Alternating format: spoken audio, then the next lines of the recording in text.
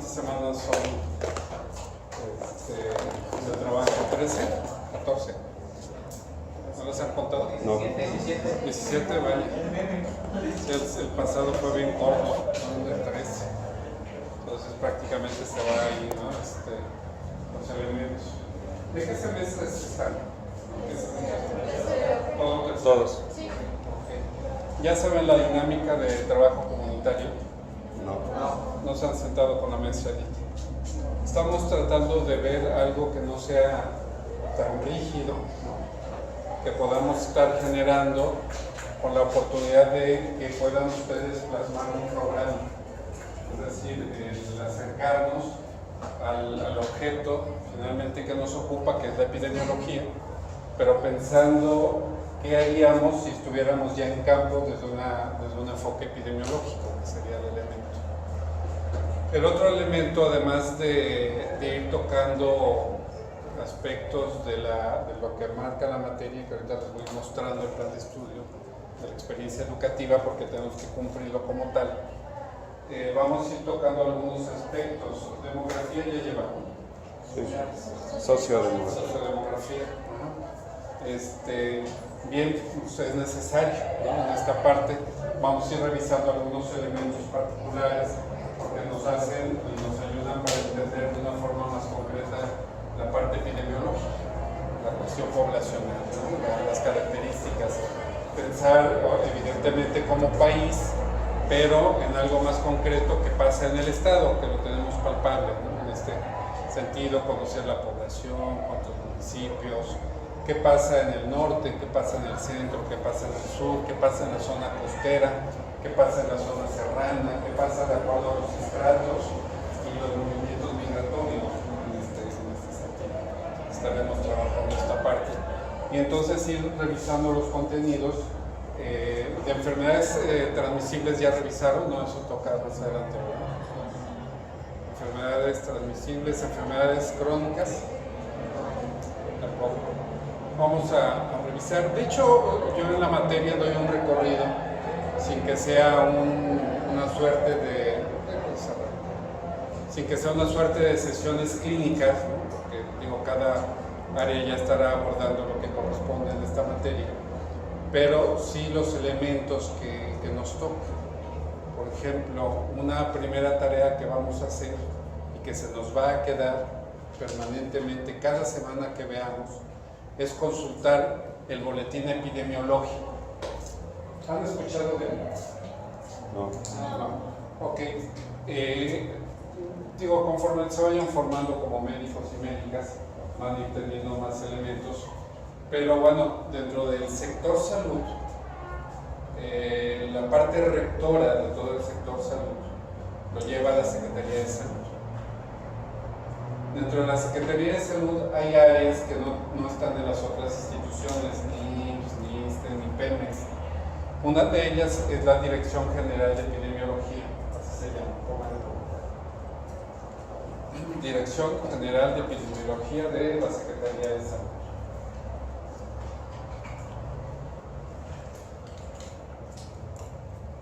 ¿Y lo publica en internet? Está en el blog, está en su web. Y ahí, digo, si la quieren facilitar más, le ponen boletín epidemiológico de la Dirección General de Epidemiología y se los botan directo, ¿no? Pero digo también para que puedan explorar la página, ¿no? de lo que habla. Y ahí cada semana se aborda un boletín que se llama boletín epidemiológico. ¿Sabían de las semanas epidemiológicas? ¿Las han oído? Todo el año, lo vamos a ir viendo, todo el año se divide por semanas epidemiológicas. Entonces, cada semana epidemiológica, que hay un calendario y todo, cada semana epidemiológica se publica, este boletín publica cuántos casos se dieron de cada una de las enfermedades registradas en ese boletín de acuerdo a su importancia. Registra 140 padecimientos. Entonces, por eso les digo que no vamos a detenernos a detalle en sesiones clínicas para ver cada padecimiento, lo irán viendo, pero sí las generalidades lo vamos a revisar para entender qué pasa en esto, ¿no? Porque va a llegar el momento que siendo médicos de servicio social o quien decida ser un médico familiar, quien decida ejercer la medicina general, o también el especialista, ¿no? O la especialista, tienen que conocer de cuáles de estos son padecimientos de notificación inmediata. Es decir, ustedes tienen la obligación, si hay un sarampión, de informar de inmediato. No se lo pueden guardar como secreto, ¿no? Tienen que decirlo porque en este momento un sarampión, ¿saben cuántos años tenemos el sarampión en México? ¿Cuántos? Tuvimos unos exportados, hubo unos que llegaron de Italia, muy enfermos. Y hubo en San Diego, en Estados Unidos, el año pasado, algunos casos que vinieron de Estados Unidos. Fíjense, curiosamente tenemos mejores metas de vacuna en México que en Estados Unidos, ¿no? Allá el pagar un seguro médico, porque el sistema de salud no es tan claro allá, ¿no? Hace que haya mucha desprotección en esto. De hecho, cuando empezaron con el sistema de vacunas, hubo alguna asesoría que pidieron a México para llevarla y ver cómo se tenía que hacer. Pero entonces empieza a ser una materia que no solamente es para quien le guste salud pública o para quien le guste la medicina general.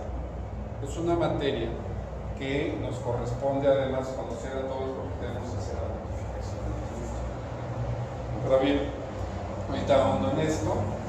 Yo soy Jesús Barragán Flores, soy médico, prácticamente me he dedicado al sistema de salud en toda mi vida profesional. Tengo una especialidad en psicología comunitaria y tengo una maestría en comunicación. Mi ejercicio profesional ha sido prácticamente de la Secretaría, he sido el subdirector de promoción de la salud y de la subdirección de planeación prácticamente durante todos estos años. Tiene 2 años y medio que me integré a un núcleo básico como médico para el ejercicio profesional y bueno, hoy me encuentro ejerciendo ahí. Además he estado trabajando ya desde hace un buen tiempo como catedrático del Instituto de Salud Pública y he estado trabajando aquí en la facultad ya desde hace unos 3 años con algunas materias por asignatura, ¿no? Entonces estos son temas que sí, no solamente me gusta darlos, sino me los tomo muy en serio, ¿no? En este sentido. El punto aquí es que podemos llevarnos la materia muy tranquilo y nos puede ir bien a todos, ¿no? Pero sí tomándolo con seriedad. De hecho, trato más que de hacérselas difícil, tampoco fácil, ¿no? Pero trato de que le pongamos interés, porque de otra manera, bueno, por un lado no quiero que salgan vacunados aquí, que digan no me interesa la epidemiología, o no quiero saber nada de las sociomédicas, ¿no? Es muy feo, porque también de repente como médicos nos gusta más la parte biologicista, ¿no? Nos gusta más la parte clínica, la farmacológica, la fisiología, etc. Pero toda esta parte de la sociomédica es la que nos construye precisamente para poder tener un referente de cómo abordar al individuo, no como un ente biológico exclusivamente, sino como un ente social, que nos permite identificar a la persona como parte de un todo, abordar a la persona como un sujeto incrustado, número 1, en una familia, ¿no? Eso antes que nada. Número 2, incrustado en una comunidad. Y número 3, incrustado en una sociedad. ¿A qué vamos con esto?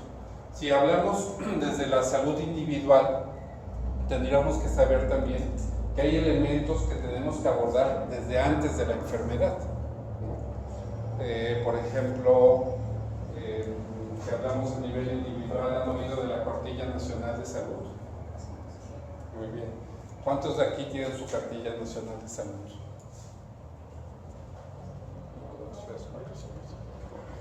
¿Cuántos de ustedes la tienen actualizada? 3.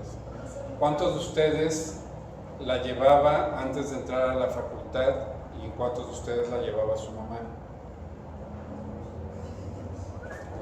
¿No? Y damos el salto, ¿eh? Y fíjense que ya llega el momento de cambiar la cartilla y descubren que no están acostumbrados a llevar una cartilla porque la llevaba nuestra mamá, o nuestro papá, o nuestro tutor, quien sea, ¿no? y dices, ¿qué concentra la cartilla? Esa parte es importantísima. ¿Por qué? Porque es como un mapeo de lo que cada uno tiene que hacer. Ahí me mido, me peso, si soy hombre, soy mujer, en el caso ya de adultos, cómo llevo mi presión arterial, cómo llevo mis detecciones oportunas, ya sea de mama, cáncer uterino, de próstata, de glucosa, de presión arterial, el índice de masa corporal, cada cuánto me lo han determinado, cómo está, y algo muy importante, el esquema de vacunación. Todos tenemos un esquema de vacunación de acuerdo a la edad, ¿no? Y eso hablamos de una salud individual. Cuando hablamos de una salud comunitaria, ¿qué nos toca hacer también? Es decir, yo no puedo imaginarme a mí como una persona extraída de un medio, de un contexto, sin que considere el vecino. Imaginemos dengue, ¿no? Resulta que mi casa es la más limpia de la colonia, porque además no permito que tenga criaderos. Pero ¿qué pasa si hay criaderos, si quieren, no tan abundantes, pero sí criaderos a lo largo y ancho de la manzana en algunas de las casas? ¿Es de mi incumbencia o no lo es? ¿Por qué creen? Porque es una comunidad, porque forma parte de una comunidad. Porque parte de una comunidad. ¿Y ese mosco vive nada más en su criadero? ¿Hasta cuántos metros vuela? Hasta eso tenemos que conocer. Llega a volar hasta 100 metros. Fregado mosco ha cambiado su forma. Antes, ¿qué les digo? Hace una década, en Orizaba no había dengue. Y los dengues que había eran aislados. Ahora hay dengue como acá. Es decir, el mosco va transformándose. Puede haber moscos que vuelven más de 100 metros, por supuesto, ¿no? Pero si la casa que ella tiene criadero y viene el mosco para acá y está infectado y me pica, bueno, es mi incumbencia. Es decir, el individuo no vive solo, ¿no? Tiene una cuestión y una compañía comunitaria y un proceso social que tenemos que considerar. Fíjense, en esta situación de poder revisar, hay hasta posgrados, ¿no? Así como existen posgrados en salud pública, la UAM Xochimilco, que es muy reconocida por el nivel académico, iba a generar también un doctorado en salud pública, pero decidió que no porque ya existía uno muy fuerte, pero generó un doctorado en salud colectiva y decía, la salud colectiva se va a encargar de hacer lo que ha dejado de hacer la salud pública, y es precisamente estas formas de relacionarnos, de los determinantes sociales, del entorno, de los comportamientos, el trabajo que cada uno nos corresponde. Es decir, ¿por qué puede ser o tiene que ser diferente la costa a la zona indígena del Totonacapan, por ejemplo? ¿O por qué es diferente el Distrito Federal a Jalapa? ¿O solamente son las lenguas lo que cambia? ¿O hay un aspecto cultural que es transformador, ya sea para bien o ya sea para mal, hablando de materia de salud, ¿no? En este sentido. Entonces, es un tema que además de gustarme, les decía, me lo tomo muy en serio, es algo a lo que me he dedicado, y además conozco perfectamente el diagnóstico, no solamente visto por mí, sino lo que dicen las diferentes instituciones nacionales e internacionales. Y una de las grandes deficiencias que tenemos en la formación del médico es que no tenemos un enfoque social, que no tenemos un enfoque preventivo y que estamos quedando a deber. Fíjense que la misma journal, los journals de las diferentes especialidades son como la élite, ¿no? En materia de producción intelectual en medicina. La journal de cardiología, fíjense, o sea, siendo tan especializada, sacaba en uno de sus artículos la crisis de la medicina familiar y decía, la medicina está en crisis porque el paciente lo hemos convertido prácticamente en el órgano que está enfermo. Si viene al cardiólogo, reviso el corazón. Si viene con un problema oftalmológico, reviso el ojo y no pregunto más, ¿no? Es decir, pensemos en un padecimiento integral, diabetes mellitus. Si el paciente ya se nos complicó y resulta que tengo que mandarlo al oftalmólogo. Digo, y lo he vivido, ¿no? Lo he trabajado esa parte. El oftalmólogo de verdad invariablemente solamente revisa fondo de ojo y ve las características de las complicaciones oculares. Pero no pregunta si hay pie diabético, no pregunta si hay una enfermedad renal crónica como una de las complicaciones. Es más, a veces ni siquiera se da al dato si está manejado con insulina o con glucemiantes, y entonces dejamos pasar oportunidades de oro en la revisión integral del paciente, del individuo. Entonces, esto nos incumbe prácticamente a todos en una manera de poder revisar, ¿no? Si somos especialistas, si somos médicos familiares, si somos médicos generales, en la parte que nos vayamos a dedicar y en la parte que nos vayamos a formar, ¿no? En este sentido. Si gustan, hoy nada más nos presentamos con nombre y soy muy malo para aprendérmelos, entonces para no usar nombre y apellido, nada más por nombre, y nos vamos familiarizando más con esto. El nombre y de dónde son, por favor. Orlando, soy de Tuxpan. Orlando de Tuxpan. Yo soy Romina, soy de Guadalajara, pero ya llevo a Okay. Yo soy América y soy de San Cristóbal, Chiapas. Yo soy Ana Gabriela y soy de aquí de Jalapa. Andrés, de aquí de Jalapa. Alejandro, de aquí de Jalapa. Alex, de Tehuacán, Puebla. Fui a la Facultad de Medicina de Pacitlán. Está súper. Ya le cambiaron nombre. Se llamaba Medicina Familiar y Comunitaria, pero no tenían oportunidad del examen de residencia médica. Entonces ahorita tuvieron que cambiarle, pero el nombre era muy atractivo. De hecho, la forma, el currículo está interesante en Puebla. Igual que acá, por supuesto. Kevin, soy de aquí de Jalapa. Soy Juan Carlos, soy de aquí de Jalapa. Yo soy Margarita y soy de Jalapa. Yo soy Carla y también soy de aquí de Jalapa. Yo soy Sagrario y soy de Teosel. Jorge, de aquí de Jalapa. Luis, de Guadalupe. Guaya. Sí, lo había entendido. Edwin, de aquí de Jalapa. Angelo, de Guadalupe. Adriana, soy de Jalapa. Yo soy Damaris y también soy de aquí de Jalapa. Enrique, de aquí de Jalapa. Javier, de aquí de Jalapa. Muy bien. Entonces, vamos a empezar a abordarlo. Quiero presentarles el programa. ¿Qué saben de epidemiología ustedes en cuanto a su definición?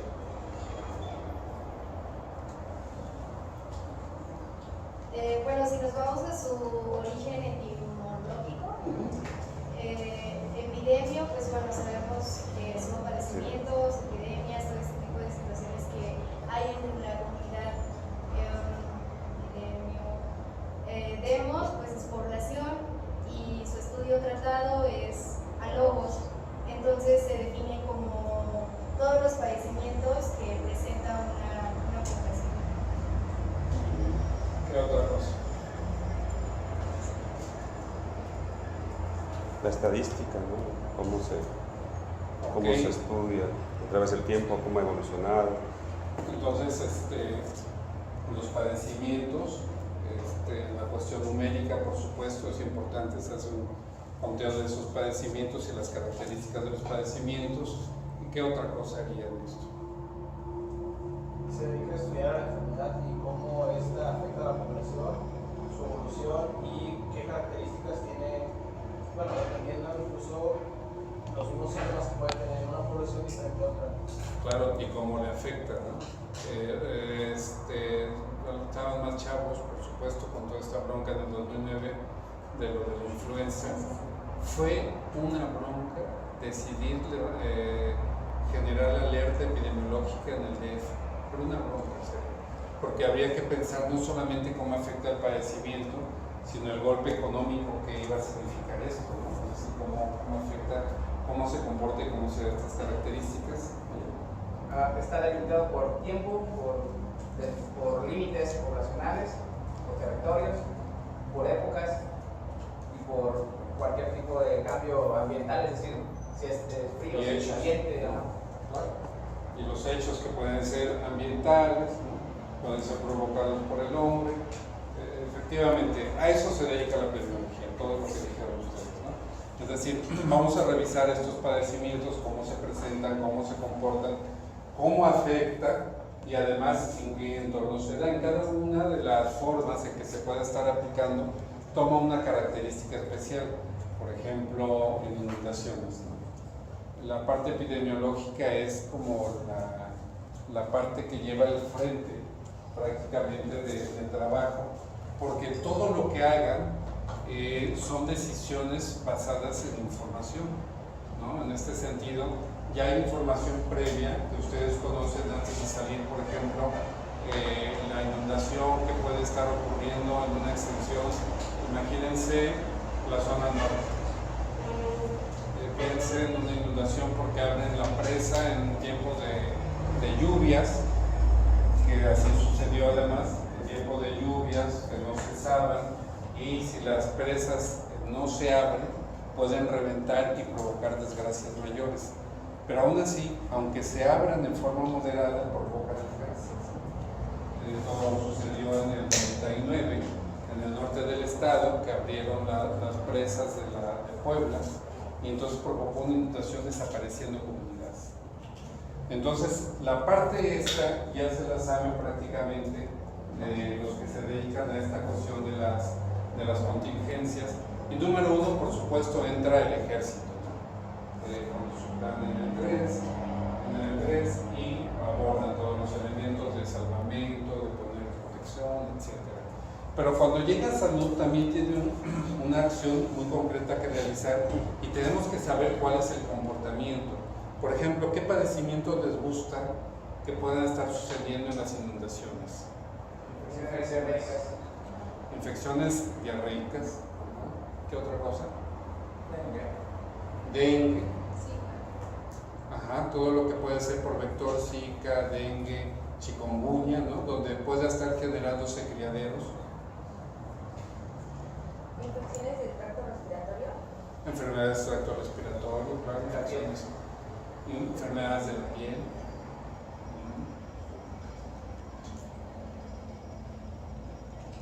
Pues ya están hechos.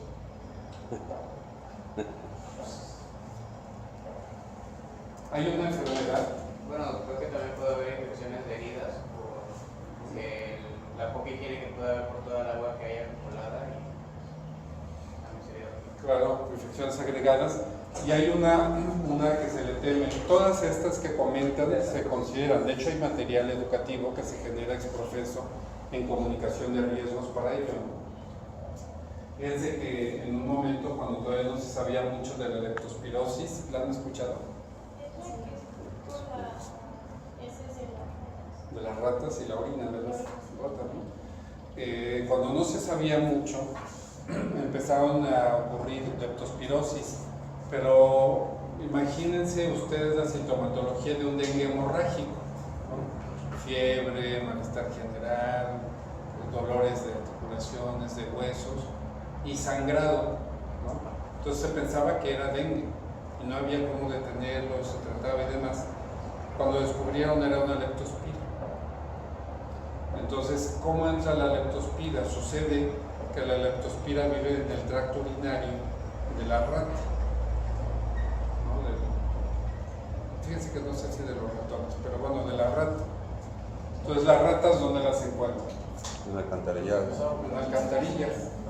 Entonces, las alcantarillas, evidentemente, pues ahí comen, ahí viven y ahí generan todas sus excreciones, ¿no? Tanto de orinar como su excremento. Y se generan verdaderos tapices con estas materias. Entonces, cuando hay inundación, el agua entra, por supuesto, a esos drenajes y los avienta hacia las calles.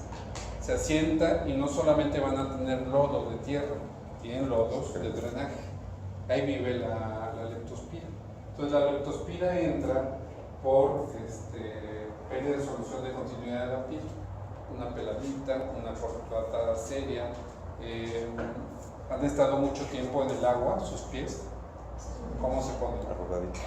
Arrugaditos, ¿no? Y si están más tiempo, se parten, se cortan, como que se vuelve tan débil la piel. Entonces, imagínate andando sin zapatos, porque perdiste todo, y se corta la piel. Entonces por ahí entra la leptospira, contamina y genera sintomatología que puede llevar a la muerte si no se controla. Entonces hay diferentes eventos que pueden ser tanto provocados por el hombre como por la naturaleza, que tenemos también que tener muy presentes en los datos epidemiológicos. Para la epidemiología nos exige tener una visión verdaderamente de investigador, en el sentido de qué pasa. Lo que comentaba, puede ser un padecimiento que yo ya me sé clínicamente cómo se comporta, pero resulta que en otro punto geográfico se comportó de otra manera, ¿no? Pero tengo que tener los elementos precisamente de diagnóstico para poder salir adelante. Entonces, la epidemiología no solamente requiere una tarea social, requiere una tarea clínica, conocedora además de guías de práctica clínica, conocedora de normas oficiales mexicanas, por supuesto, y conocedora de una buena clínica y una terapéutica. Aquí es donde entra precisamente el poder hacer cuadros de diagnósticos diferenciales, perfectamente caracterizados para identificar. Y no tener miedo, porque fíjense, con dengue pasa algo ahí interesante a considerar. Los dengues que tenemos reportados son realmente un subregistro, no son a veces ni la mitad de lo que se reporta realmente los que existen. Lo interesante es que cuando llegan ustedes a las unidades de salud a revisar la hoja diaria es donde van registrando tu consulta como médico, encuentras que tienes muchos síndromes febriles, ¿no? O fiebre en estudio. Eso no existe, ¿no? O sea, tienes que poner un diagnóstico, o por lo menos un probable que. Entonces resulta que le ponen así porque no quieren hacer el estudio epidemiológico. Nos da o flojera o nos da temor de exhibirnos. Es decir, si pongo un dengue y no es un dengue y viene el equipo zonal a supervisarme, me va a descalificar, me va a decir que no sé clínico. Mejor le pongo fiebre y no amerita supervisión. Pero estamos haciendo que no se logre un diagnóstico porque la información no fluye. Vamos a ir viendo en el transcurso de las clases que la información es básica y contundente para la toma de decisiones. No es lo mismo que en un lugar ocurran 5 dengues a que haya 25 o 30 dengues, casos de dengue. Es decir, se conforman como brotes o como casos aislados, y ya estaremos viendo la definición de cada uno de estos para poder checar de cómo se está ayudando. Y el estudio epidemiológico en realidad no es más que una hoja de lado y lado, que los vamos a revisar en su momento, y que lleva datos muy básicos, ¿no? Lleva datos que no nos complican tanto, solamente a lo mejor tenemos que dedicarle 20 o 25 minutos más para poderlo desarrollar. Y si ya está muy complicado, pues tener que salir un momento a campo para poder revisar el entorno donde se está llevando a cabo este problema, ¿no? para poderlo checar. ¿Quién es bueno con la tele para que me ayude a conectar?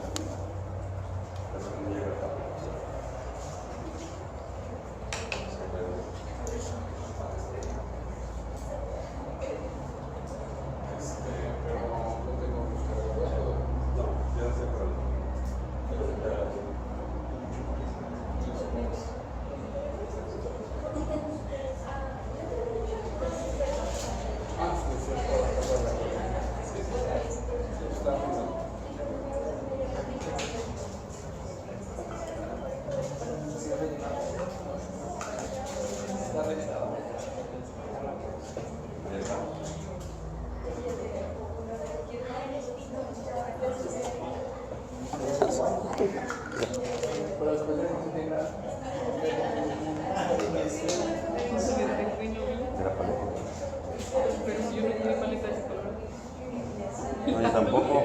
No, pues era de melón.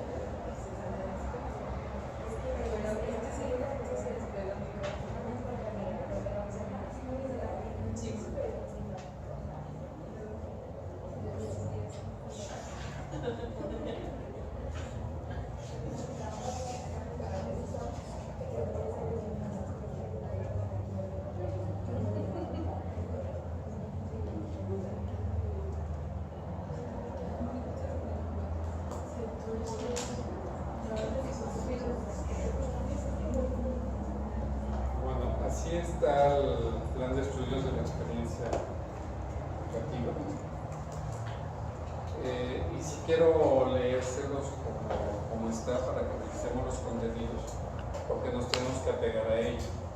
Estos son, como ustedes saben, los programas de las experiencias educativas se definen colegiadamente con la participación de las 5 facultades de Jalapa, con los académicos que las direcciones acuerdan que van a llevar a cabo estos eventos. Cada académico nos integramos a diferentes materias para poderlas desarrollar.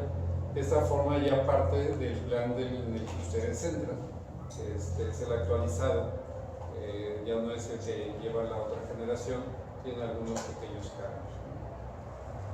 Entonces, ¿qué es la unidad de competencia que nos interesa que nos llevemos como estudiantes de medicina, en este caso, formación como médicos y médicas? Uno, valorar el proceso salud-enfermedad, ¿no?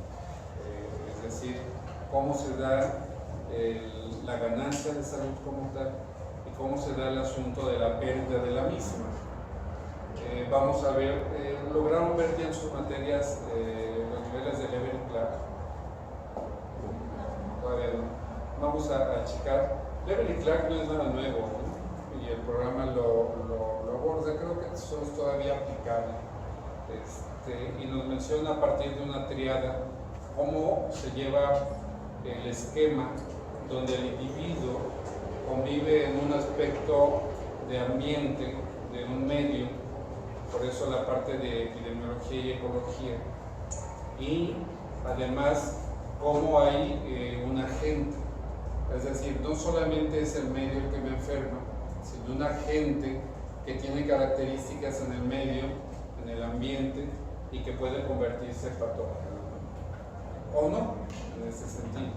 Yo puedo tener un ambiente de frío en invierno, pero no es el frío el que me lleva a tener una enfermedad respiratoria, sino es el agente causal que me lleva a tener. ¿Qué tipo de agente se les ocurre que provoca estas enfermedades respiratorias? Son virus. ¿Qué otros? ¿En qué porcentaje las enfermedades respiratorias son provocadas, las infecciones respiratorias son provocadas por virus?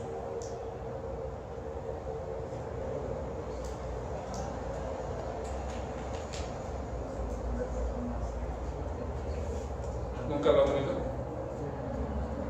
Vale. Digo, ya hablar de un porcentaje es un decir, ¿no? Casi todos lo mencionamos como tal, digo, no se tiene una estadística que diga el 27.4%, pero se considera que el 70% de infecciones respiratorias agudas, fíjense, el 70% son virales. ¿Qué significa eso? Que no hay que dar antibiótico, ¿no? ¿Y qué hacen los médicos cuando llegamos con la fregada infección de garganta? Antibióticos. Y entre más sofisticado, es más nice, ¿no? Es que ya me dieron una cefalosporina de 5ª generación, ¿no? ¿Saben que tenemos 20 años sin producir un nuevo antibiótico? 20 años. ¿Qué significa? Que tenemos cepas resistentes increíbles a todos los antibióticos y no hay forma de mandarlos. En este momento hay una política pública internacional en el que la OMS soltó mucho dinero, millones de dólares, para la producción de 5 antibióticos más. Iba a decir que creo que es por eso que se dejaron, bueno, se empezaron a dar los antibióticos con receta, ¿no? Porque empezaban a tomarlos así o los pedían sin la receta y los empezaban a tomar y se hacían resistentes. Porque muchos no terminan el tratamiento, se hacían resistentes. Un problemón. Fíjense, bueno, era doble carga ahí, porque por una parte, y ahorita les voy a platicar pues es un hito en la historia, de hecho. Por una parte, tiene la carga de que médicamente quieres mandar antibiótico porque si no el paciente siente que no lo atendiste. A ver, te llega con un calenturón y le duele la garganta y le dices que además tome paracetamol. O sea, de repente se siente defraudado, ¿no? O sea, dice, oye, no me ves, ¿no? ¿Cómo estoy? Oye, pues ya me metí a tu garganta y no es más que viral, o sea, ¿qué quieres que haga, no? No, pues no es buen médico. Y resulta que esa garganta con el médico, sin el médico, se iba a curar. Y entonces, como pasaron 2 días y no se curó, se va con el tercer médico y ya la bacteria iba en la meseta. Por eso se sentía tan terrible, dice, empeoré, me voy con otro médico. Le da el antibiótico, pero no, el virus ya iba a empezar a su descenso, ¿no? Entonces dice, no hombre, el médico es buenísimo, con una receta me cure. Entonces, ojo, no todo es viral, tenemos un 30% importante bacteriano, pero ojo, porque también ocurre en las enfermedades diarreicas agudas y se considera un porcentaje similar. El 30% solamente son bacterianas y parasitarias, el resto son virales. ¿Escucharon que murió Kumate hace poco? Kumate. El infectólogo, el que fue secretario de salud. Él era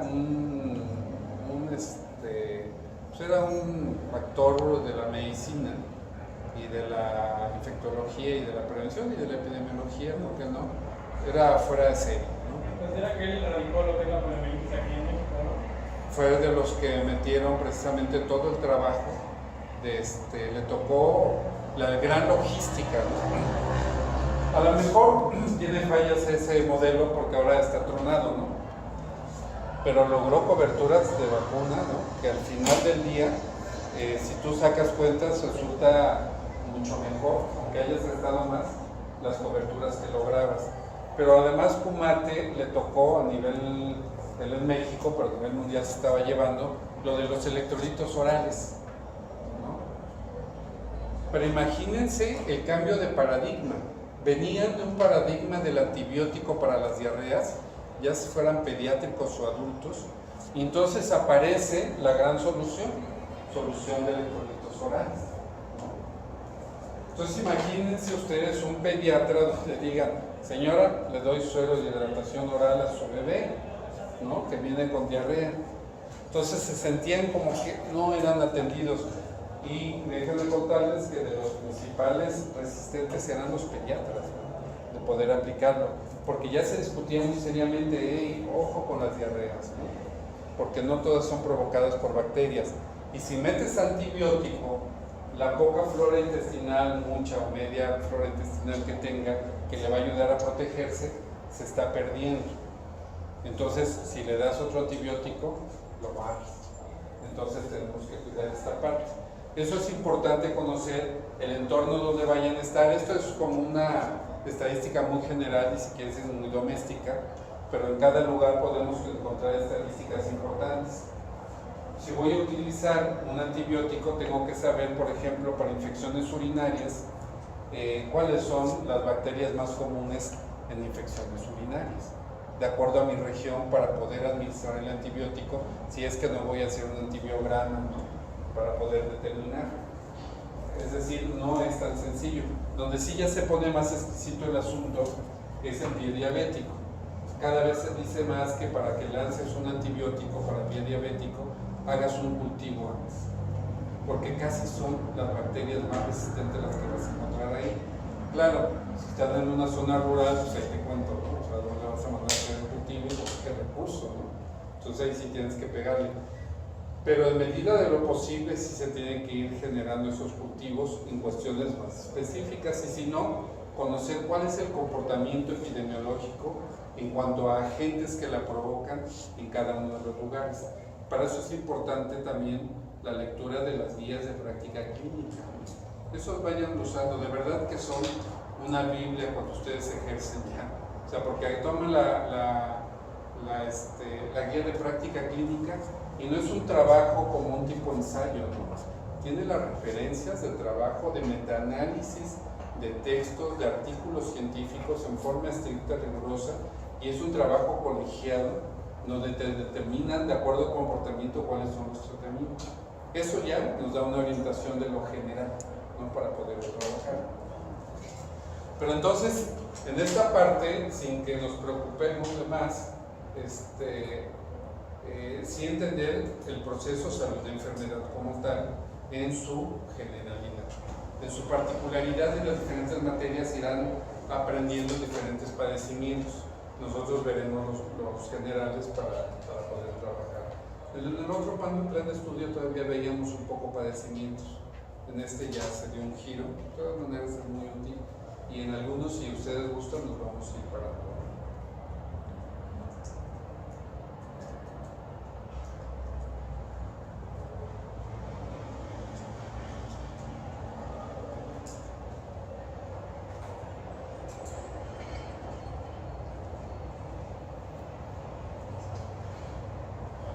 Como resultado de la articulación de factores ecológicos, biológicos, psicológicos y sociales, que condicionan la multicausalidad para interpretar y evaluar los indicadores y tendencias básicas de frecuencia, distribución y las condiciones del proceso de salud, que estudiaremos muy bien.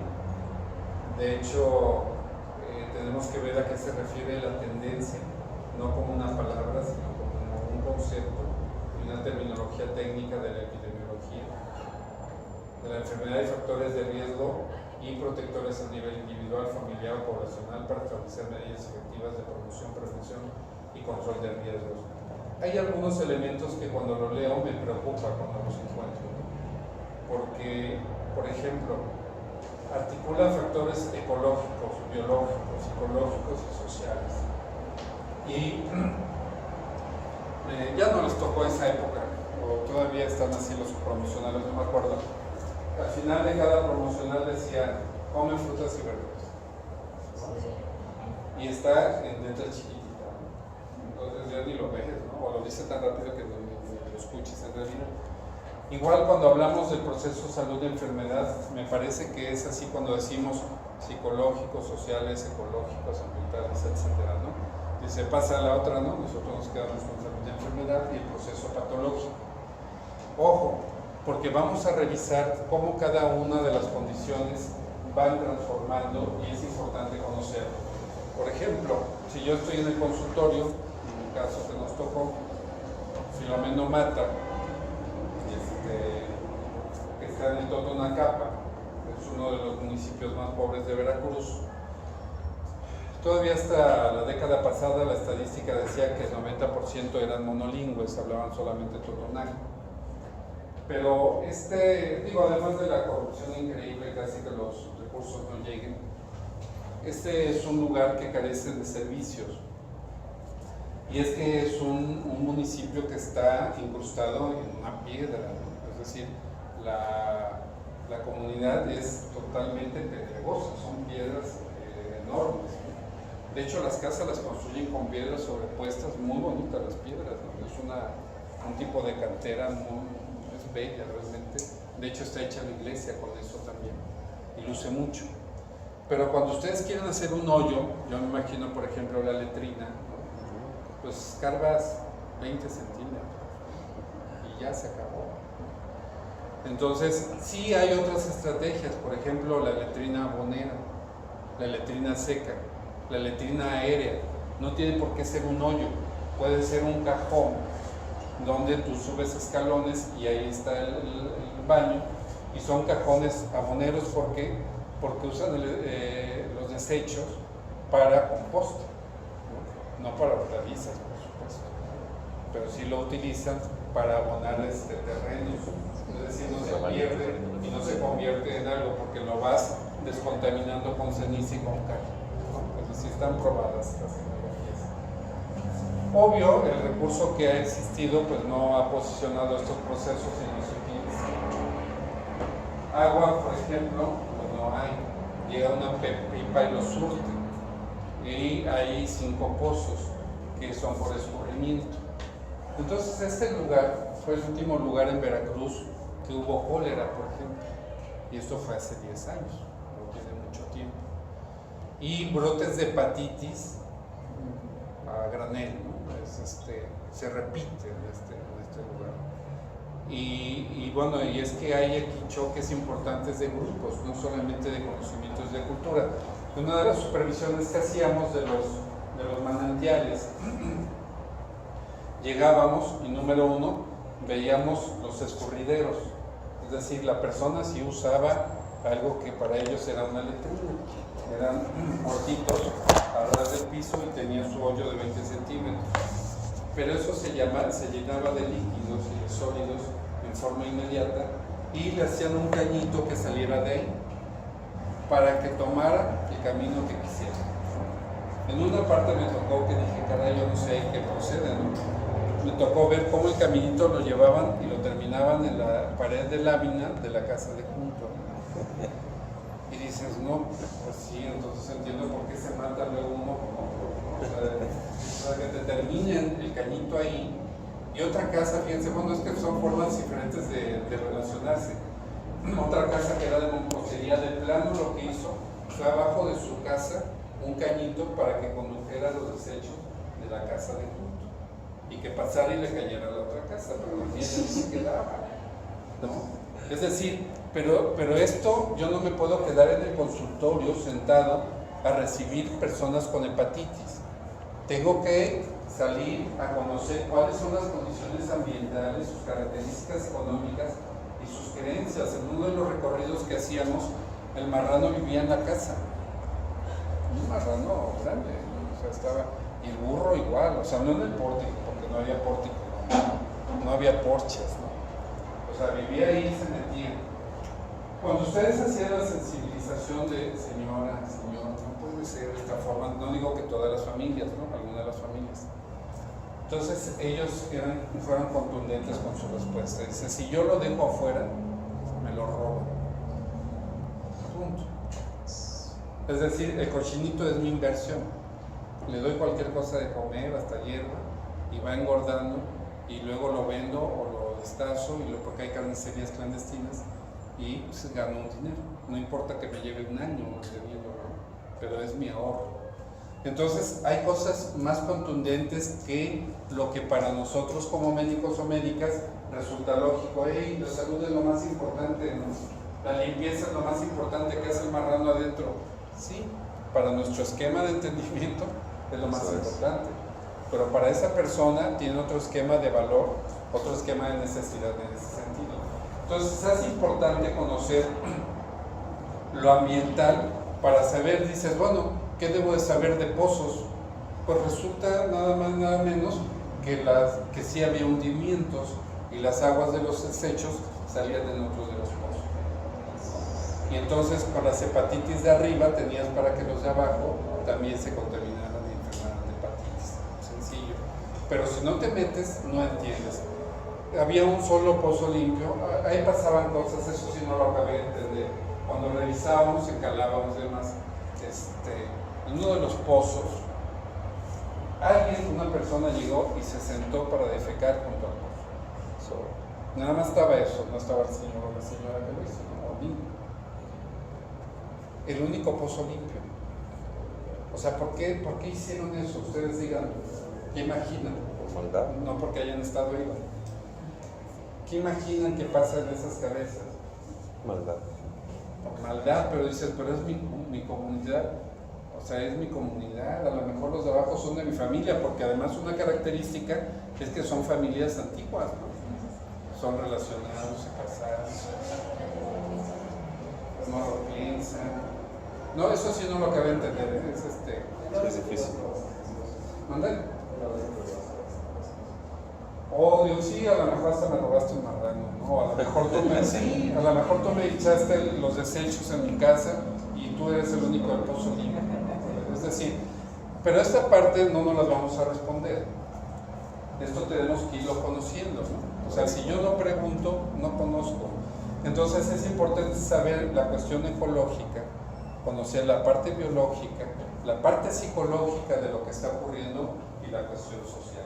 Y va más allá, ustedes van a encontrar a lo largo de su formación situaciones que ojalá y se queden con esto que les voy a decir, porque hay personas que dicen, no es lo mismo, no sé si lo han escuchado, no es lo mismo ¿cómo es? La pobreza que la cochinada. ¿Han oído eso? Sí. Y dices, bueno, vamos a analizar. ¿Quién es el que pone el calificativo de cochinada? Ya dejen pobreza, y esos hay indicadores, ¿no? pero para cochinada no hay indicador. El único indicador que ponemos es el que determina nuestro prejuicio, el que determina nuestro modelo. Y si nuestro modelo es citadino y urbano, ese modelo se acompaña de que cuando me voy a bañar, yo solamente hago esto. Y mágicamente llega el agua.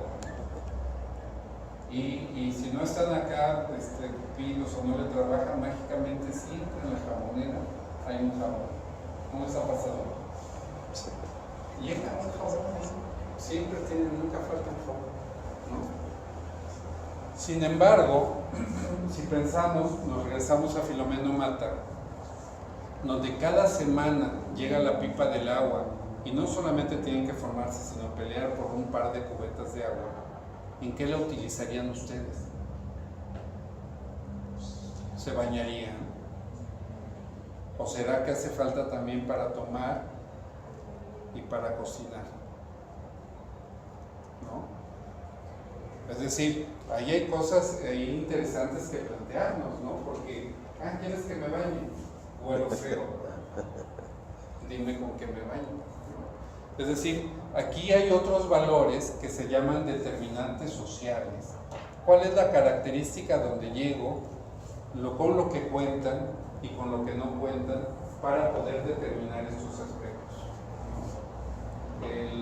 Aquí en esta situación no se trata tampoco de justificar a ultranza a la persona que porque menos tiene, entonces vamos a justificar y siempre hay una explicación, no, porque hay gente que sí se tendría que bañar, si tiene con qué. Pero no podemos usar esta parte o este tipo de enunciados de descalificación, porque yo lo sigo oyendo en maestros, de hecho. O ¿saben qué? Dicen, la gente es ignorante. La gente no tiene cultura. ¿Han oído eso? ¿A qué se refiere ese enunciado, que la gente no tiene cultura?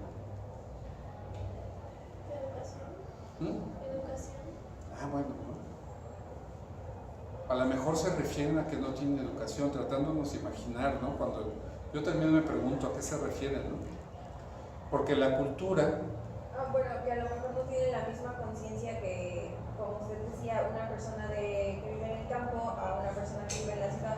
Tiene como diferente conciencia de lo que para él es estar limpio o para lo que él es que las cosas estén limpias, a una persona que vive en el campo, que no tiene mucho, que él tiene la conciencia de que tal vez es mejor pues poner el agua para cocinar que bañarse y ese tipo de cosas. O imagínate, soy campesino y llego de un día de sol, ¿tú crees que me voy a bañar? Me va a dar ruma, me voy a tullir, ¿no?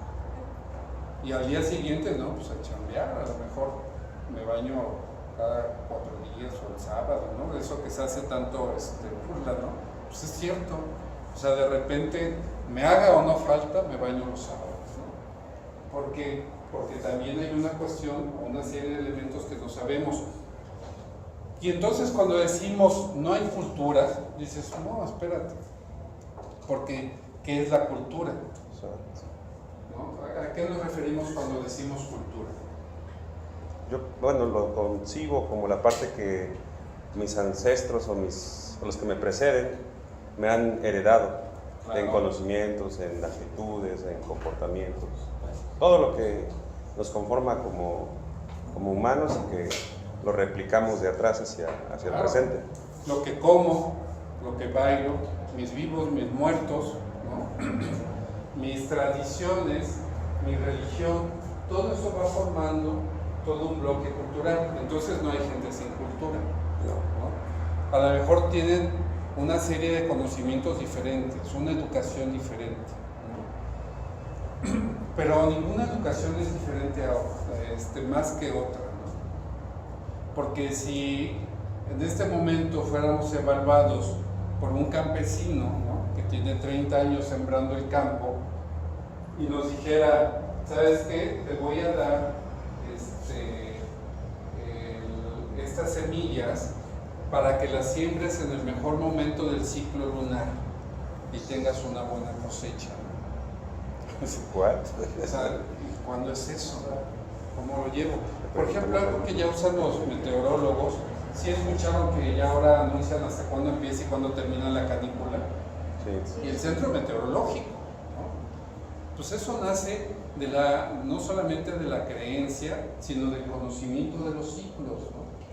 Es decir, simplemente hay parcelas diferentes de conocimiento. Y esto sí quisiera que se lo llevaran con cuidado, porque es es muy triste ver que un profesional tan letrado como son los médicos podamos descalificar con la mano en la cintura al que está enfrente, que simplemente lo que tiene es una forma diferente de ver las cosas, que es diferente a la nuestra, ¿no? Es decir, nosotros tenemos una cultura, pero no es ni mayor ni menor, es simplemente una cultura diferente, es más, hasta entre profesiones. Ustedes siéntense, yo siempre pongo de ejemplo con los antropólogos, me llevo muy bien con ellos, he tenido que trabajar mucho con esa disciplina, pero son de los que más nos tiran, ¿no? A los médicos, por biologistas, por insensibles, por elitistas, porque no consideras el entorno, etcétera, ¿no? Siempre hay esa pelea. Pero dices, a ver, espérate, ¿no? Simplemente veo esto. Yo como médico lo que te digo, ¿y tú a qué te dedicas? Porque no haces tu parte social y lo trabajamos conjunto, ¿no? Como médico y antropólogo, aplicamos elementos diferentes. Pero siempre va a haber que el conocimiento que se posiciona como el del poder o un conocimiento hegemónico, y estoy pensando en el sistema de salud, cuando estás en un centro de salud, en un hospital, el poder es el conocimiento médico, punto. Entonces ejerce un poder increíble sobre el que no lo tiene. Y ustedes lo van a vivir hasta que llegan en el internado. Son el último peldaño, son el último escalón, ¿no? Porque van a tener menos bagaje que los especialistas o que el residente. Y entonces hacen escarnio de nuestra presencia y nuestro tránsito por ahí. Pero es el ritual. Y entonces se dan cuenta cómo se va jugando una cuestión de escaladas ahí. Y el médico, cuando está frente al paciente, es en ese sentido que lleva esta parte. Pero sí tenemos que desarrollar esta cuestión. Para ello también tenemos que ampliar nuestro panorama de cuál es este mosaico donde nos encontramos. Por ejemplo, nada más en demografía ya lo vieron, ¿cuántas lenguas se hablan en Veracruz? Ya se les olvidó. ¿O no entraron a esa clase? No nos enseñaron eso. ¿Es importante o no? Sí. Fíjense, nada más para que se den una idea. Porque fíjense, ahí viene otra determinante. De repente dicen, es que no habla español, o sea, habla un dialecto. O sea, no hay eso. Habla un dialecto. Mucho tiempo se consideró que la lengua indígena no era un idioma, que no era una lengua, sino que era un dialecto. Una percepción equivocada, ya se ha modificado. Y es que resulta que dentro de los idiomas, y esto hablo de aquí, por ejemplo, el oficial es español, ¿no? El segundo más hablado en México, ¿cuál es? ¿Cuál? El náhuatl, ¿no? Que es otra lengua, que es otro idioma. Y entonces tienen ahí una cuestión interesante que se da al interior, que son las variantes dialectales, en cualquier lengua. Ahí sí hay dialecto, pero es al interior, no es que sea separado o que tenga una escala inferior o una escala menor. Por ejemplo, el español tendrá variantes dialectales. Sí. Ustedes siéntense a hablar con alguien de la Merced, o alguien de Tepito. O sea, yo le entiendo la mitad, ¿no? Y te alburean y dices, o sea, ni me dijo, ¿no? O sea, no. Y se mueren de risa los demás, ¿no? Porque no le entendiste, ¿no? En ese caso.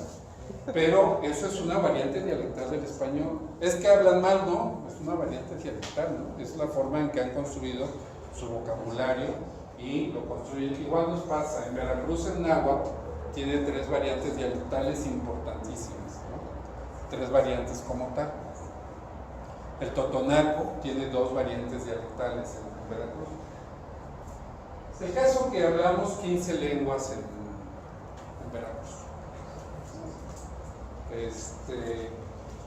Pero fíjense, en el país que también es importante, se hablan un total de 52 lenguas. Órale, 52 lenguas. Claro, tienes el más hablado. ¿Cuántos les gusta que hablan algo?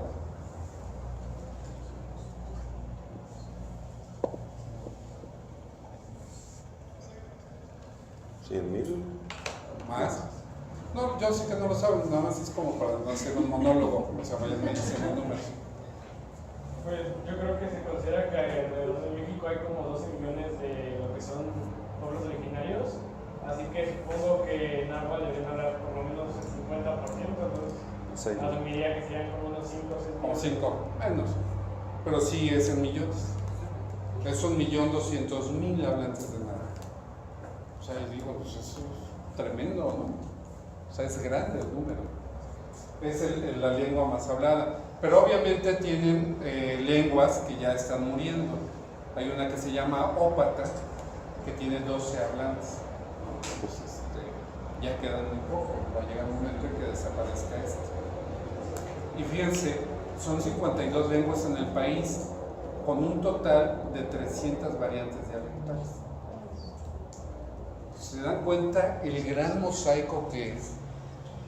Por eso yo he trabajado mucho la parte de interculturalidad y chiva, precisamente por eso. Porque dices, no puede ser que me digas que habiendo esta gran diversidad, me saques promocional de muévete, ¿no? Duérmete, o ¿cómo es? ¿No? Chícate, ¿no? O sea, dices, ¿a quién va dirigido? ¿Para quién tiene sentido en un país tan multicultural? Tenemos problemas serios en el sistema ese. No porque se haga, está acertado. No está del todo mal, no, qué bueno que está. Pero ustedes saben cuánto. ¿Vieron ustedes el de. Era vergonzoso. Era uno, no sé si era chikungunya o dengue en los Cinépolis. Y que era de baile.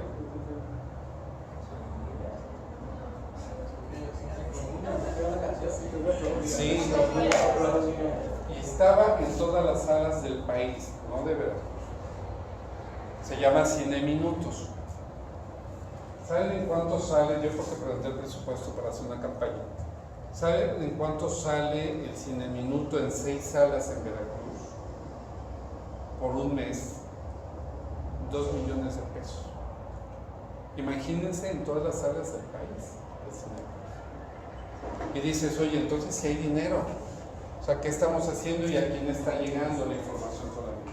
Bueno, incluso estaba viendo otro día un documental de que en el estado de Chiapas es más fácil conseguir refresco que agua, y hasta eso le lleva ventaja a la empresa refresquera porque hay mucha publicidad que lo hacen incluso en la lengua, que es de las personas que habitan en Chiapas, y el gobierno ni siquiera muchas veces hace eso, ¿no?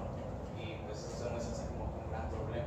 No, y cuando haces promoción en lengua, lo haces como experiencias aisladas y punto, se acabó, ya no hay más, ¿no? Hay algunas experiencias que sea tiempo, eso las compartimos, pero... También ahora en casos de lo que es política, en esas últimas elecciones lo que han diputados locales y demás, a muchos de los que son los parlamentos que había dentro de las discusiones de debates locales, como algunos de los participantes o demás, hablaban en lenguas indígenas dentro del debate, porque la mayoría de su pueblo era originario, entonces se consideraba que... Entonces, ¿por qué si hacemos llegar, ¿no?, otro tipo de producto electoral, otro producto que no es alimento, pero que da ganancias económicas? Ellos no tienen la culpa, ¿no? Ellos están en un mercado. ¿Qué pasa con los que sí tenemos que hacerla en salud, ¿no? ¿En qué nos estamos quedando? ¿O será que salimos, ocupamos cargos administrativos y nunca nos enteramos que había esta diversidad de lenguas? Y ojo, nada más estamos hablando de diversidad de lenguas. Si hablamos de diversidad cultural, es mucho más amplio, ¿no?, en este sentido. Entonces, estas 4 palabritas que dice la competencia que tenemos de generar, es importante que lo vayamos imaginando. Fíjense, Ecuador es uno de los pioneros en generar un área que se llama epidemiología intercultural. Hay quien dice, es enjalada, ¿no? pero no, tienen su sentido y hay libros escritos ya sobre esto en el cono sur, no solamente Ecuador, que han generado elementos porque es importante conocer estos aspectos. ¿Saben cuántas localidades tiene Veracruz? 212. No, Localidad. Sí, municipio 212, es un dato importante. 212 municipios en Veracruz. ¿Cuántas localidades hay? Cada municipio, acuérdense que se divide en localidades. Más de 2,000, ajá, mucho más. ¿Cuántas serán?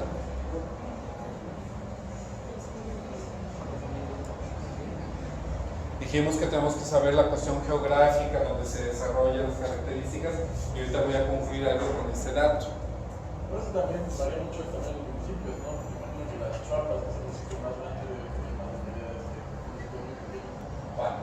Entonces, Xochiapa, que es el municipio que es que hay, por ejemplo, municipios como Chicotepec que tiene 365 localidades, ¿no? Bueno, son 22,000 localidades. Dices, ¿y ahora ese dato qué? Pues son un chorro ya, ¿no? Ajá. Nada más que fíjense que de esas 22,000 localidades, 16,000, piensen en el número, piensen en localidad. 16,000 localidades son menores de 100 habitantes. Esa es la bronca central. Resulta que son secretarios de salud o secretarias de salud y tienen que entrarle con esa dispersión, le llamamos dispersión geográfica. Haz llegar el servicio médico a 16,000 localidades de 100 habitantes. De entrada, ningún modelo te ocupa de 100 habitantes, ¿no? Ningún modelo te va a incluir. Oye, pero son 16,000 localidades con esta característica, ¿cómo lo voy a dejar fuera, no? ¿Qué hago? Porque también enferman, también necesitan vacunas, también necesitan atención, necesitan acciones preventivas. ¿Cómo le entro a la cuestión de la cobertura? Regionalizar, bueno, lo regionalizan, ¿no? O sea, abarcan determinado espacio geográfico para que acudan a un centro que sí. Claro, pero eso ocurre en nuestra imaginación. Okay. No. Se llama isócrona. Yo tiro una línea del centro de salud a cada localidad y se llama regionalización operativa precisamente. Y entonces encuentro que este bloque de localidades van a este centro de salud, ¿no? Por cercanía, y todas les toca un centro de salud. Pero resulta que Veracruz no es plano, ¿no? Y entonces esta que parecía que estaba así se veía cerquita, ¿no? Hay un barranco y no hay forma de entrar. Hay un río ancho y no hay puente. Pero además hay unas que de plano sabemos que la isócrona, se llama isócrona la raya que tiras, está larguísima y son 4 horas que tienes que caminar. La cobertura universal te dice que el paciente, a través de su medio común de transporte, ya sea caballo, no es sacar un burro o mis piecitos, tienen que hacerse 30 minutos. Entonces tronamos toda la cuestión de certificación de cobertura, no la tenemos, pero no porque no querramos. Veracruz es muy complejo, si hablamos de Veracruz. Sí, porque pasa aquí mismo en la ciudad de los centros de salud, los delimitaban por manzanas o por, bueno, es que si es de esta banqueta sí te toca pero si eres de la de enfrente, pues tu centro de salud ya es el que está al otro extremo. Pues se supone que te tocaría más cerca pero ya no cabes, pues te mandan al otro. Y luego hicieron por códigos postales y fue lo mismo, porque entonces nadie se sabía los códigos postales, ni siquiera existe un registro de los códigos postales exactos. Entonces muchos se quedaban afuera, dentro de una misma ciudad.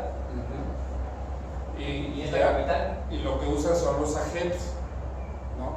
Que son demarcaciones territoriales que usa el INEGI. Entonces son marcas, pero pasa eso, exactamente eso que dices. Digo, es fácil también desde la academia, eso es lo bonito, ¿no? Porque criticas, pero también me ha tocado la otra parte que dices, es paralizante la realidad con la que vives, ¿no? Pero es más paralizante que un recurso humano llegue a la Secretaría de Salud y no tenga estos conocimientos.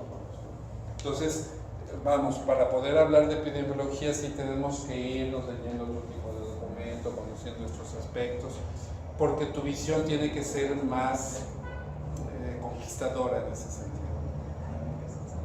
De aquí que vamos en algún momento a dedicarle un poquito de tiempo, nada más un poco, al perfil del médico general, de acuerdo a la ANFEM.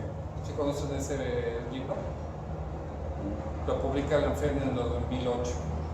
Es lo más reciente, así que no se preocupen, que es viejo ya de 10 años. El último perfil que se diseñó del médico general, es decir, ustedes, de cómo debe de egresar de esta facultad, está en ese libro y es de la ANFEM.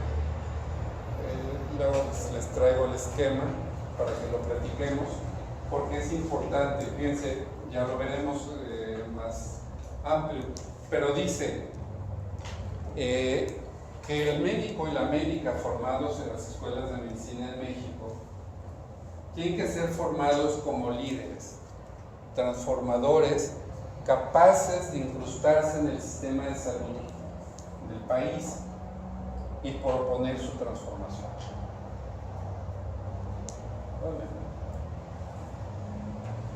O sea, suena súper, ¿no? Pero yo de repente veo a algunos compañeros, no digo que todos, hay personas que pues, sí aprovecharon su transcurso en la carrera, pero ya se van y dices, no creo que vayas a transformar ningún sistema, ¿no? O sea, no veo cómo, ¿no? Entonces yo los invito a que no seamos de esos grupos, ¿no? Creo que en el transcurso de las materias vamos teniendo el insumo necesario para verdaderamente irlo, y es importante conocer este perfil, y cuando lo veamos van a revisar por qué y qué parte de ese mapeo me hace falta, ¿no? Porque también puedo exigirle. Por eso es que quiero mostrarles el plan de estudio de la experiencia educativa. Hey, espérate, no te vayas porque me faltan estos elementos, yo no me voy sin esos elementos. Dicen que para que yo haya hecho epidemiología tengo que haber visto esos temas. Entonces tenemos que volvernos también una comunidad estudiantil exigente en ese sentido, ¿no? Para poder discutir y poder tener los elementos y transformar. Yo digo que la Facultad de Medicina además puede ser capaz, desde aquí, desde este recinto, de generar no solamente esto, sino generar políticas públicas. Es decir, de ustedes, oye, leí tal cosa y me parece sin sentido, ¿no? Y está en la ley fulana y está en la norma sutana. Yo creo que no es así. Y poder generar propuestas que se vean a la Cámara de Diputados y decir, se tiene que transformar el artículo fulano por tal situación, ¿no? Porque está la otra estampa que es triste, en el que creemos que la norma es como un ente mítico, ¿no? Que ahí ha estado, que ahí está y que va a seguir estando. Algo terminado. Como algo terminado. Como algo terminado, ¿no? Como etéreo que no lo podemos tocar y que gobierna principalmente nuestras vidas y que no se puede realizar. No, tenemos que transformarlo con política pública. Yo he participado en varias ya, de hecho, una de esas fue lo de los productos milagro. De hecho, logramos que se echara para atrás, se recogió mucho producto milagro y me consta que puedes transformarlo, es decir, puedes generar estos elementos para hacer. Es más, tú puedes decir, hay una ley pero no se está cubriendo, y puedes hacer que se exhorte para que llamen a la Cámara. Ya se apagó la pantalla. Se supone que la rectora en este año firmó un convenio con el gobierno estatal para poder meter iniciativas a través de la rectoría. Bueno. Por el gobierno del estado. Y fíjate, ahí esa parte, a ver si me buscas algo, ¿no? De eso para que veamos. Y ahora hay que preguntar cuántos van a ser, ¿no? ¿Y quiénes? ¿Y quiénes, no? Porque de repente dices, oye, ya está, ¿y a quién le toca, no? Hay que hacer, ¿no? Es como cuando te dicen en tu casa, hay que bañar al perro y hay 4, bueno, pues sí hay que bañarlo, ¿no? A ver, no lo bañamos.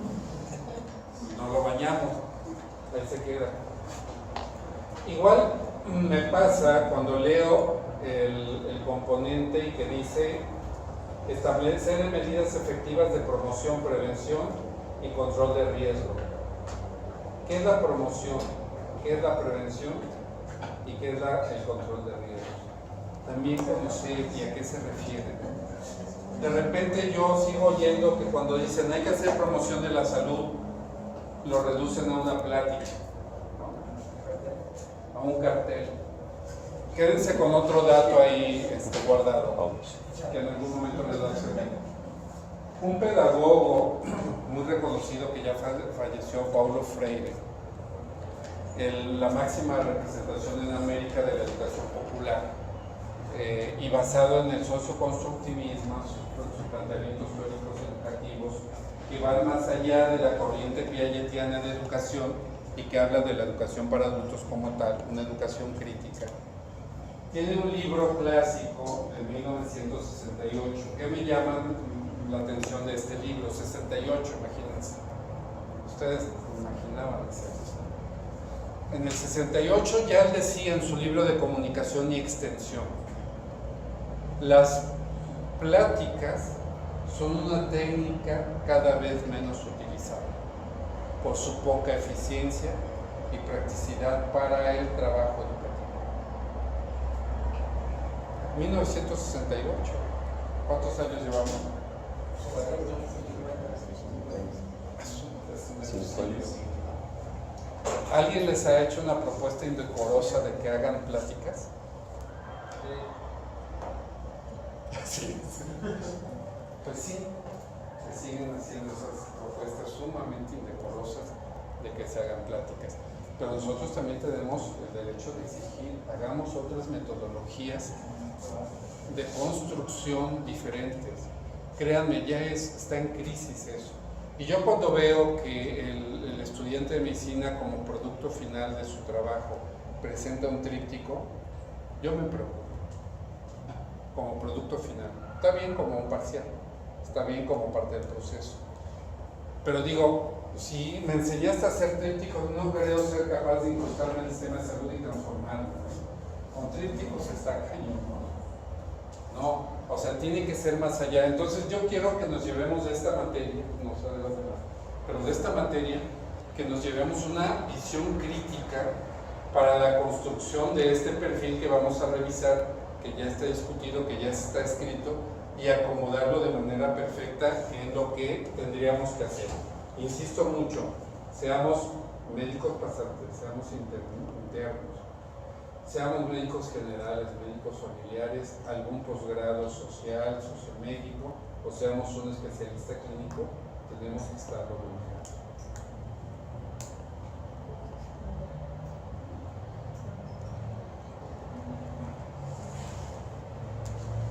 De entrada, vamos a hacer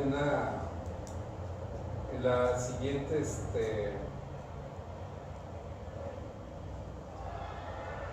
clase, vamos a dedicarnos a revisar estos 3 puntos, para que se los lleven por favor. Conceptos, definición y panorama histórico de la epidemiología. Clasificación de la epidemiología, para hablar a qué se refiere la descriptiva, la analítica y la experimental, esos 2 puntos. ¿De acuerdo? Voy a sacar la lista, voy a nombrar a la persona, y la persona tiene que comentarnos, decir de dónde lo leyó y la construcción. Se permite y se vale el debate. Un debate saludable en un marco de respeto, donde más que descalificar, sea debate, sea de construcción y que podamos llevarlo. Yo, por mi parte, voy a aportar una presentación que la abordo al final de estos elementos. Entonces, vamos a hacer de tarea de aquí a mañana nada más esto. El boletín epidemiológico es hasta para el martes entrante, la lectura del boletín anterior, ¿no? Vamos a ir con un boletín caído. Es decir, ahorita es el que se publicó el 13 de agosto. Está publicado el 13 de agosto. Semana 31 del boletín, que eso es para el martes entrante. De todas maneras, Mañana nos estaremos poniendo de acuerdo cuáles de esas 4 horas van a ser prácticas y cómo van a ser. Entonces sí, yo creo que las 2 primeras semanas sí van a ser todo de clases para ponernos de acuerdo en los primeros elementos. Entonces, quiero que empecemos con esto para abordar los primeros elementos de discusión. Yo voy a ampliarlo, pero quiero que ustedes vean con esto. Un poco lo que ya comentaba su compañero, el programa también discute a qué se refiere tiempo, lugar y persona, ¿no? Porque esto sí va a entrar en 3 exámenes parciales. No es para molestarse, es más bien para hacérselos más fácil. Casi es agua pasó por mi casa, ustedes van a saber casi lo que voy a preguntar, porque me interesa que sí nos aprendamos definiciones, no literales, pero sí definiciones. Si digo taza, saber que no es la de café, o si se escribe con S o Z, por lo menos ya eso es una ganancia. Si hablo de incidencia, saber a qué me refiero con una incidencia. Si hablo de prevalencia, y no hay otra forma más que aprendiendo definiciones operacionales de eso. Digo, sería difícil que pusiéramos un examen viendo esos temas y no preguntara yo eso, ¿están de acuerdo? Entonces digo, y si tienen dudas antes del examen, no lo que es el examen, estoy también en la disposición de decir sí, son estos temas, estos elementos.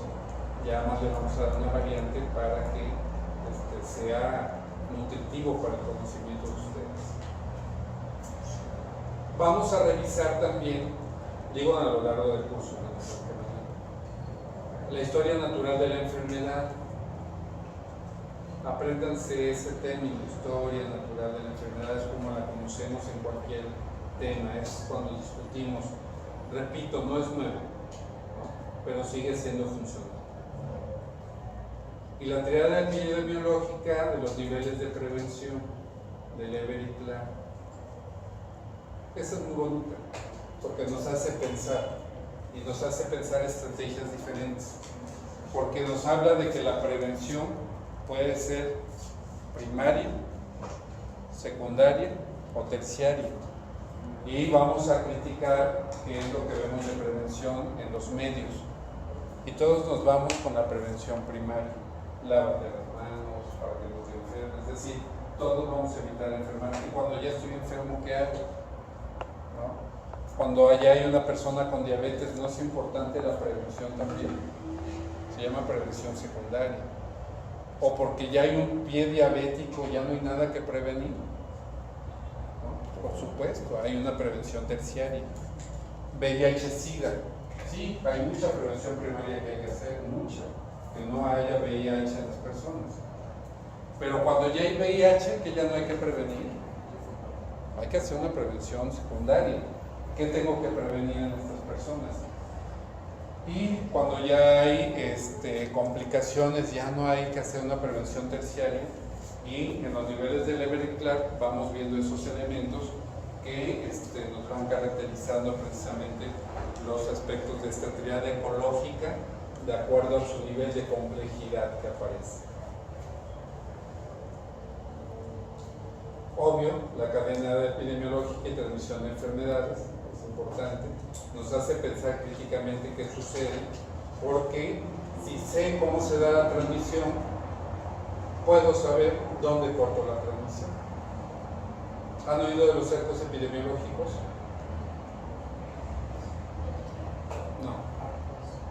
Un cerco epidemiológico es todos al ataque contra el brote que hubo, ¿no? Y cerco porque lo voy a acercar y voy a romper la cadena de transmisibilidad. Si lo dejo por la libre, se nos va de control.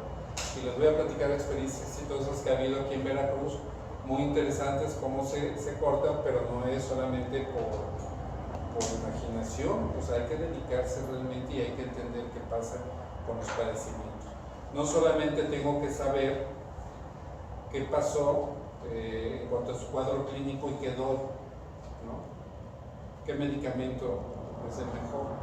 ¿No? ¿Qué hago en la parte de prevención? Y si está el padecimiento, ¿cómo corto esta cadena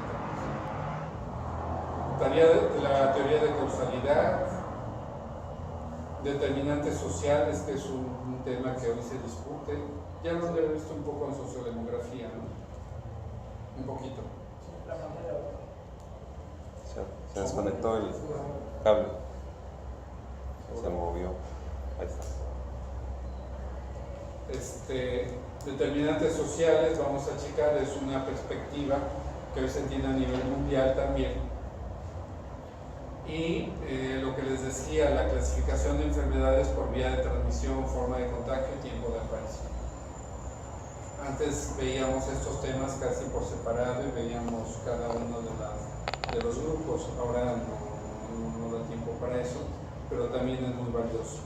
Por favor, ahora que revisen el boletín epidemiológico, por 140 padecimientos, vienen clasificados. Sí les pido que tomen nota de esas clasificaciones para que las discutamos, que tienen que ver un poquito de esto. No me interesa mucho si no se aprenden los 140 padecimientos, pero sí los grupos, los que están divididos, para saber por qué. Si están divididos por su forma de transmisión, por sus síntomas, o qué es lo que los relaciona, es lo que vamos a estar checando. Las medidas epidemiológicas, fíjense. Esto no tocaba. Tenemos que aprender. No se preocupen, no está complicado, nada más es entender a qué se refiere, porque cada vez que lean un texto epidemiológico sobre elementos de la epidemiología, tenemos que saber cuando me digan incidencia y prevalencia a qué se refiere. El riesgo, factor de riesgo, riesgo absoluto, riesgo relativo, tasas, razones y proporciones. Fíjense, ni siquiera nos pone la canasta muy alta. Y de verdad es que si con eso lo entendemos, entiendo muchos elementos que nos dan. Ya digo, habrá quien sea más exquisito de ustedes y quieran entender qué importancia tiene la mediana y la media, ¿no? En todos estos, y nos podamos meter en cuestiones estadísticas. Pero entendiendo estos elementos es más que suficiente para poder seguir en el proceso de la salud de enfermedad, como dice la competencia. Fíjense, transición epidemiológica en todos los niveles. Ya ven que se habla de la transición. Mucho se discutió sobre esta transición de las enfermedades infecciosas a las crónicas. Pero ¿qué creen? No hubo transición. Estamos conviviendo con ambas. Sigue habiendo enfermedades transmisibles y enfermedades no transmisibles. Es una bronca, ¿no? Pero además ya estamos en una tercera transición. Ahora se habla de la salud mental de forma muy importante en estos elementos y que no estamos volteando, y el propio sistema de salud está en deuda porque no hay forma de abordar salud mental en el sistema de salud mental. Un poco patología. Por ejemplo, Veracruz tiene 2 psiquiátricos, pero ya están en crisis. Es el modelo criticado a nivel mundial. En México está súper golpeado ese modelo. Entonces dices, caray, entonces ¿con qué me quedo? Fíjense que estábamos yo me quedé impactado, aunque había cosas que ya sabía, en el psiquiátrico de Orizaba. El paciente que más tiempo lleva internado son 40 años. Entonces dices, ¿está internado o es una cárcel? ¿No? O sea, es decir, ¿y ya fue sentenciado? ¿O cuándo va a salir? Y cuando salga, ¿a dónde va a ir? Porque, ¿qué creen? Los familiares los van a dejar y lo abandonan. Es decir, ya no hay familia. ¿Qué pasa ahí? Está complicado, ¿no? Bueno, pero tenemos una tercera transición. ¿Alguien se han sentido de repente triste sin razón aparente? A veces se han sentido como que alguien que no los comprende. A veces les dan ganas de llorar sin razón suficiente. ¿Alguien ha sentido esos síntomas? Que no tengan que ver con alguna materia. ya esa es una razón. Es pan de cada día, ¿no? De repente tengo una insatisfacción permanente, ya quedé en la facultad, era mi sueño máximo, pero sigo sin estar satisfecho. ¿Qué me falta? Estoy incompleto. Y siempre encuentro un motivo para no estar feliz, para no estar contento o contenta, ¿no? Hay situaciones de salud mental que pueden ser detectados como el estrés, como estos elementos de depresión inicial, que no les ponemos atención. Pero además me llegan en la consulta y yo no le dedico tiempo, ¿no? Pero porque además tengo un sistema de salud que me da 20 minutotes para cada paciente, ¿no? Y si tú al paciente le dices así, le tocas, ¿no? ¿Y cómo estás en tu corazoncito, ¿no? ¿O cómo te has sentido? No, pues es como lo de se van, y los 20 minutos se van solamente en esa pregunta, ¿no? Y no los paras porque le hables. Las personas necesitamos ser escuchadas, y cuando encuentran un oído dispuesto, pues aquí soy, ¿no? Y entonces platican y platican, ¿no? Eso es saludable, eso debería ser importante porque sería parte integral de mi atención de mi paciente, pero el sistema de salud no lo tiene considerado. Y estamos pasando a una transición de la salud mental donde seguimos considerando la salud mental como patología mental. Es decir, cuando traiga un esquizo, cuando traiga ya una depresión profunda, cuando traiga ya algo patológico, te voy a atender.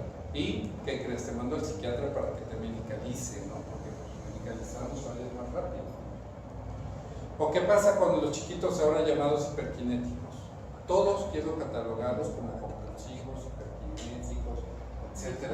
Y a lo mejor estoy castrando a un personaje brillante y estoy quitándole todas las fuerzas de intencionalidad de liderar lo que ustedes quieren. Entonces le meto su Ritalin para que sea socialmente aceptable su convivencia con los demás. Entonces ahí hay una parte interesante que vamos a discutir sobre esto. Y nos vamos a meter sobre el sistema de vigilancia. Ustedes no se pueden ir de esta materia sin haber revisado estos elementos y conocer qué es un canal endémico, qué es el SINAVE, y vamos a meter otras, las NUTRAVES y algunos otros elementos que no están considerados, que yo he visto que son importantes. Sistemas especiales de vigilancia, ROBES, entonces, ¿para qué nos sirve vigilar epidemiológicamente? En eso no se preocupen, no nos vamos a meter a fondo, pero sí conocer qué hay en sus sistemas.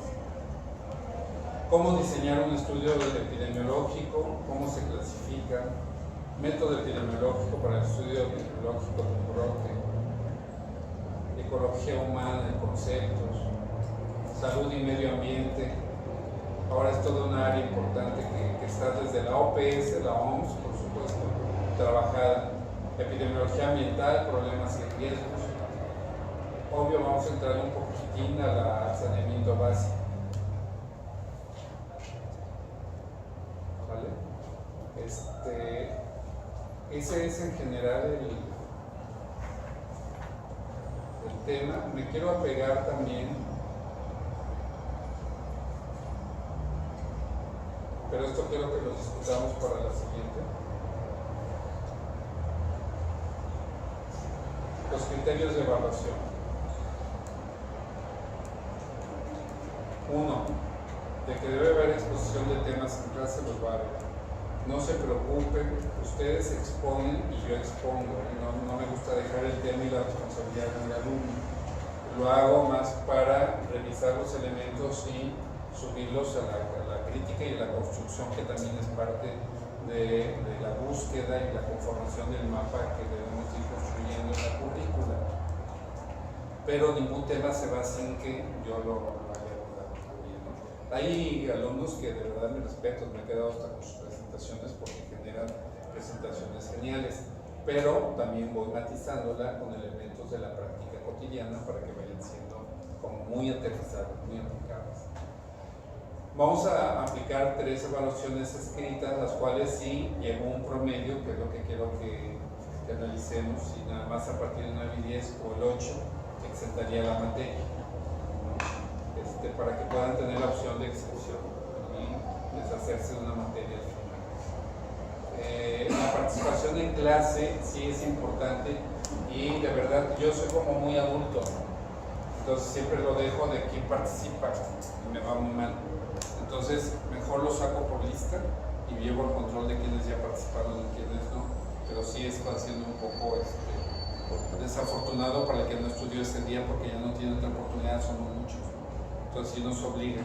No son temas muy extensos los que les dejo de estudiar para la clase, pero sí es importante. Por ejemplo, para la siguiente me voy a meter con el boletín epidemiológico. No quiero que se lo aprendan, quiero que revisen las categorías. Es más, hoy en la noche lo revisan sin leerlo, nada más revísenlo por si tienen algunas dudas. Oye, ¿qué preguntarías de esto? No me quedó claro. No me voy a meter lo numérico, no les voy a decir cuántos casos hubo de influenza en la semana 31. Pues no, para eso están los boletines. ¿Me preguntas? Consulto. No, más bien quiero entender las clasificaciones y eso sí debe estar en la conciencia de ustedes en el sentido de qué puedo encontrar en estos boletines. Es más, tiene un artículo interesante que cada semana sale, que lo quiero que lo vayamos discutiendo, cómo está planteado, que es con el que empieza cada boletín. Nada más ojenlo y me preguntan si les queda duda, qué sería como una pregunta a quien le tocara una pregunta individual. Aquí no es como las dinámicas de que esta fue la ¿no? De las primeras empieza. Y reporte escrito de lecturas de tareas, cuadros sinópticos. Ese sí no quiero dejarlo tan abierto. Quiero que determinemos. A veces he trabajado con ensayo, a veces he trabajado con mapas conceptuales. Eso quiero que lo hagamos en conjunto de definición. El ensayo es padre, pero muchos lo tienen. Entonces, si no quieres dar el ensayo, no lo voy a obligar porque no es una clase de ensayo. A mí me gusta y aprendí mucho desde que construí ensayos, pero cada quien tiene una forma diferente. Las prácticas comunitarias tienen un porcentaje que eso nos determina el área de comunitario. Estoy todavía negociando y espero terminar la plática entre hoy y mañana con ellos para que nos dejen que nosotros determinamos el porcentaje y no se sientan como desprotegidos de que allá nos pongan una arbitraria y que tengas un buen desempeño aquí y digas, oye, pues tú conoces mi desempeño, ¿por qué me afecta aquello? Ojo, los 10 no se regalan. A mí me pueden llevar a consejo técnico si quieren, pero sí me molesta que crean que merecen un 10 y no nos aplicamos. De verdad no soy difícil, pero sí tomo en serio esto. Y van a ver que como lo vamos a dejar dividido en porcentaje, no hay pierde. Pero sí, si hago algo a medias, te pegó en el porcentaje. La ventaja de hacer por porcentajes es de que no le damos el peso al examen. Eso ya pasó en la historia de que el examen te califique todo. Que dices, chico, bueno, pues no me aprendí la definición como era y me das medio punto, ya me pegó, ¿no? El ensayo, no califico ensayo, pero sí califico que no te hayas fusilado. Alguna vez me encontré un ensayo de maestría, imagínense, donde decía, y entonces mi viaje por África, encontré, pues te acabo de ver antes de pasar. Pero ya saben que ya había instrumentos para usar la información y pues era un ensayo de una universidad de Europa, ¿no? Donde sabían, en España en particular, se habían fusilado esos elementos. No, mejor hagamos algo, si no me gusta cómo redacto, aprenderé, pero no me están calificando ensayo. Tiene que ser apegado a las características de ir aprendiendo, pero tiene que ser honesto, tiene que demostrar que sí aprendí, que sí leí, ¿no? En este sentido. Y el otro es el que les decía, la presentación final del programa educativo en salud. Es decir, el programa, yo les voy enseñando con capsulitas cómo haces un objetivo, cómo haces una actividad, cómo lo mides y cómo diseñas una estrategia. ¿Son planeadores? No voy a calificarles planeación, pero quiero que lo que presenten les quede ordenado. Entonces yo los voy a llevar de la mano prácticamente, pero en la parte que lleva lectura sí quiero, ¿no? colegas críticos que hagan aportaciones sustentadas. aportaciones que verdaderamente marquen o den margen. No espero que tengan la experiencia de los que ya hemos estado en instituciones, pero que den el margen a la discusión. ¿De acuerdo? Del otro que suena raro, un programa, un escrito, esto, nada más se los dejo de avanzada para que los discutamos. Y nos vemos con esta tarea de los 2 puntos iniciales para discutirlo mañana. Nos vemos a las 4. Gracias, doctor. Gracias a ustedes. Nos toca aquí mañana, ¿no?